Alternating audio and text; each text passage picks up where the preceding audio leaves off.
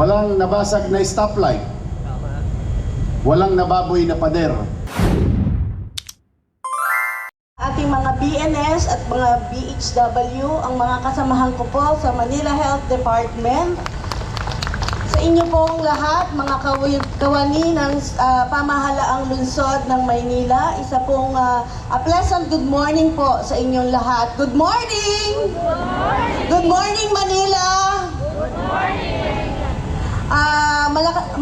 Masigla po ang aking mga kawani, ang ating mga kasamahan sa Manila Health Department, ang kagawaran po ng kalusugan sa Maynila, 10 po ng aming 7 hospitals dahil ramdam po namin ang suporta ng ating punong lungsod at excited po lahat pumasok ngayon kasi papasok po sila sa magandang pasilidad nila at papasok po silang may ngiti sa kanilang mga labi.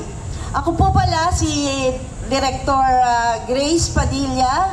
1 taon na po ako bilang Officer in Charge ng Manila Health Department. Napakalawak po pala, napakadami ng mga kawani ng Manila Health Department. Pero iisa lang po ang aming direksyon para ma-improve po ang ating kalusugan dito sa City of Manila. Ito po ay sa suporta ng ating punong lungsod at ang mga city councilors at of course si Vice Mayor Chi Atienza para po ay ma-improve ang ating mga pasilidad. As the Manila Health Department leads today the flag raising ceremony, I am proud to reflect on what our team has achieved from the time na nag-start po kami dito. At para po sa kaalaman ng lahat, ang City of Manila has been recognized by the Department of Health for its remarkable performance as a universal healthcare integration site. The Manila Health Department is likewise acknowledged as a lead on the local health reforms, advancing the realization of the universal healthcare. Kahit hindi sapat ang ating pondo, lumalaban pa rin kami. Sinikap ng ating mahal na mayor na maipaayos at mabigyan ng prioridad ang usaping pangkalusugan ng ating lungsod. Sa aming pong every month na local health board meeting, masidhi ang kanyang hangarin na maibigay sa bawat Manileño ang isang libre, maayos at dekalidad na serbisyo. Kaya naman kami po sa Manila Health Department ay patuloy na tumutugon 10 po ng 7 hospitals na under sa Manila Health Department sa adhikaing ito. We have been recognized by the Department of Health for its consistent implementation of monthly water sampling. Meron po kaming 39.9 increase on establishment inspected and issued with sanitary permit as compared po last year. And we have a 108.7 increase in the process and issued health certificate. So, palakpakan po natin ang ating Division of Sanitation. At meron pa po silang achievement na 90.8 compliance score for liquid waste management indicator during the Manila Bay Cleanup Rehabilitation. So kasama po namin yan ang ating DEPS. For the maternal and child health program naman po, naglunsad po kami ng Ligtas Tigdas last month. So naka-achieve po tayo ng 100.11%. So palakpakan po natin ang ating maternal and child health unit.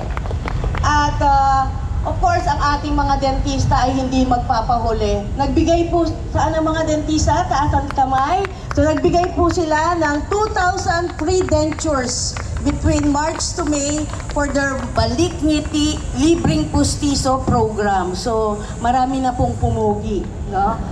And ngayon pong July, ngayon po ang ating Nutrition Month.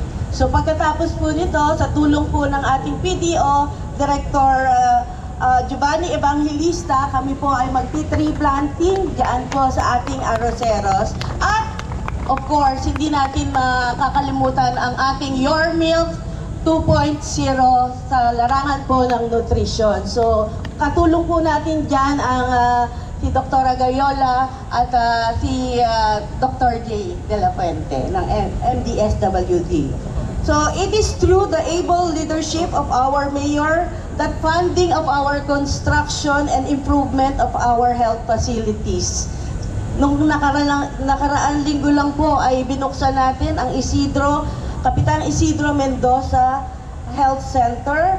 At ngayon pong umaga na to, pagkatapos po namin dito ay bubuksan po natin ang San Nicolas Health Center ng District 3. So, palakpakan po natin.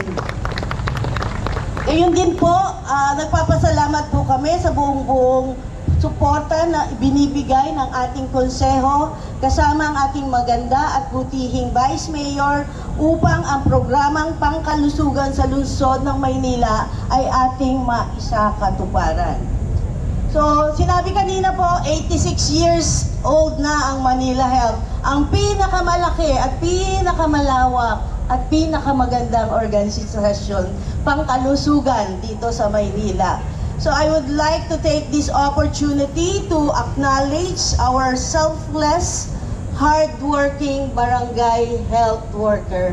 Mga kawani po sila ng ating Manila Health Department. Malapit na po silang magretiro at binigyan po namin sila ng konting parangal ng aming anniversary.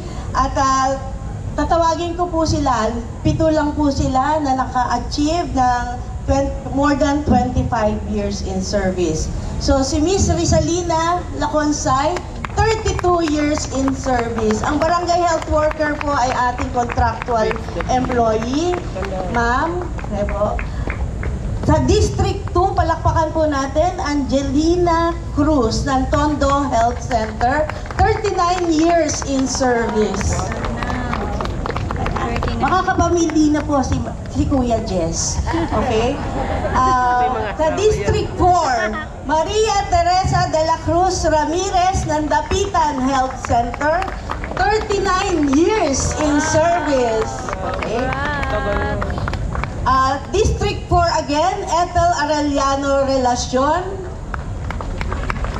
Di Belmonte Health Center, 39 years in service din po.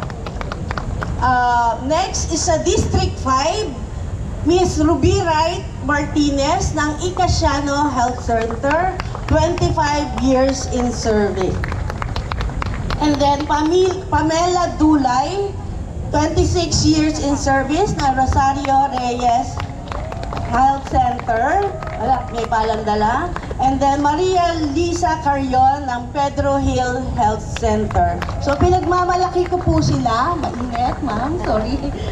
Pinagmamalaki po namin ng Manila Health Department ang ating mga katuwang sa paglilingkod. Araw-araw po silang nasa barangay. Magre-retire na po sila. So kung pwede pong makahingi ng isang masigabong palakpakan para po sa kanilang serbisyo sa ating lungsod ng Maynila. Sa aking mga kasamahan sa Manila Health Department at mga hospital, let us continue to deliver the kind of service that every Manileño deserves. Thank you very much at mabuhay po tayong lahat. Good morning! At sa pagkakataon po ito ay gusto ko pong anyayahan ang ating pinakamasipag, ang aming lucky charm sa health cluster, kagalang-galang Mayor Francisco Isko Moreno Domagoso.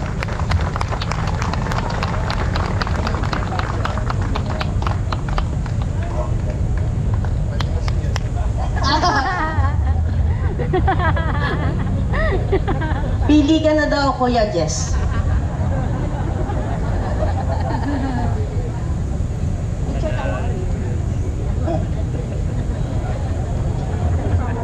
Sabi ni Jess, yung mga bank account daw ang lalaki. Pwede na, Jess. Yung isa, may asim pa. Good morning. Good morning. Oy, maraming salamat sa ating Direktor, Grace Padilla ng Manila Health Department at lahat ng miyembro at kasapi ng Manila Health Sector. O, palakpakan natin sila. Well, today I would like to give recognition also to the following. No? Una, yan, Manila Health Department, MDRRMO, MDSW, DEPS, Department, MTPB, and to the men and women uniformed personnel of Manila Police District headed by General Santiago. Eh, palakpakan natin sila ng malakas.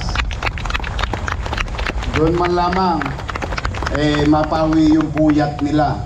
Sapagkat dakong alas 9 ng gabi, ay urgently na tinawagan ko sila lahat, yung mga nabanggit na ahensya at 10 na kanilang mga kawani, na kung ano yung ginagawa natin sa ibang maaayos na rallyista sa Maynila, katulad ng naganap sa Liwasang Bonifacio, ay ibigay din natin sa mga kapatid natin sa Iglesia ni Cristo dito sa Liwasan.